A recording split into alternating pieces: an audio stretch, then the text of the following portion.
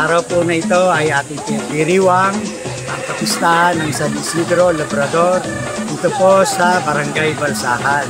Tuloy po kayo sa Barangay Balsahan.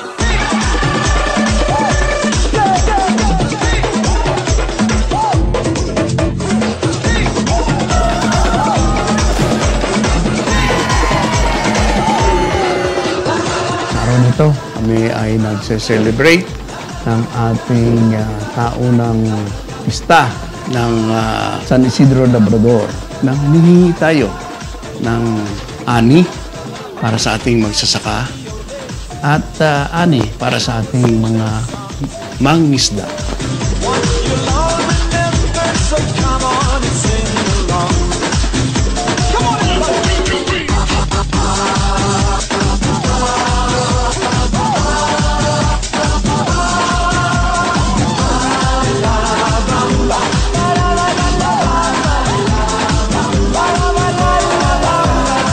Siyempre, pagbaba dito sa atin sa Balsahan ay ang hindi malilimot ang traditional na lagi nating pinapasok sa ating tinatawag na katihan, which is now is the high school.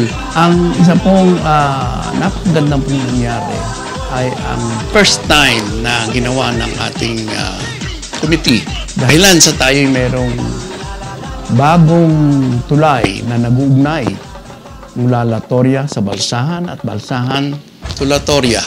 Atin pong dalhin sa bagong tulay ang ating San Isidro Labrador.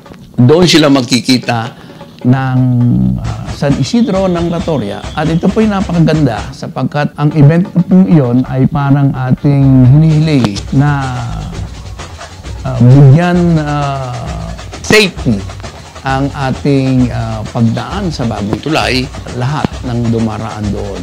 Sa inyong lahat, sa lokal na pagtutulong-tulungan ng ating mga kasama dito sa Balsahan, unang-una na ang Committee de Festejos ng Balsahan. Siyempre, ang international community, isa sa mga major players na kaya nagkaroon kami ng ganitong napakasaya na pagdiriwang.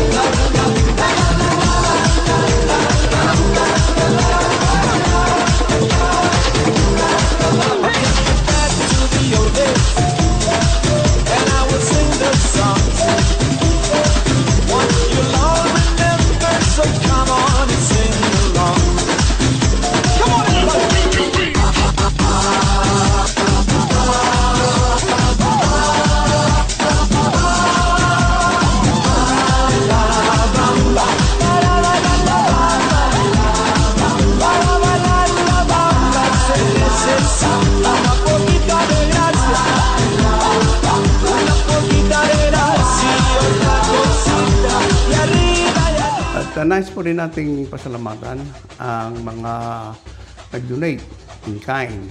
Katulad ng ating neighbor dito, nag-donate po sila ng pagkain. Ito pong lahat ng ito ay hindi mangyayari kundi sa lahat ng tulong ninyo sa lokal at sa international community. Lahat po kayo. Hindi ko na kayo iisa-isahin. Kilala ninyo kung sino-sino kayo. Maraming salamat po.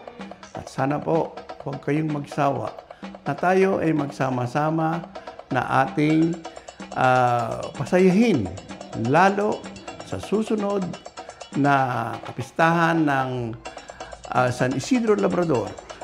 At tayo po ay akin po kayong gustong imbitahin, lalo na sa international community, na sana po umuwi kayo ng inyong masaksihan ang ating kasayahang ito. Again, sa inyong lahat, maraming salamat po.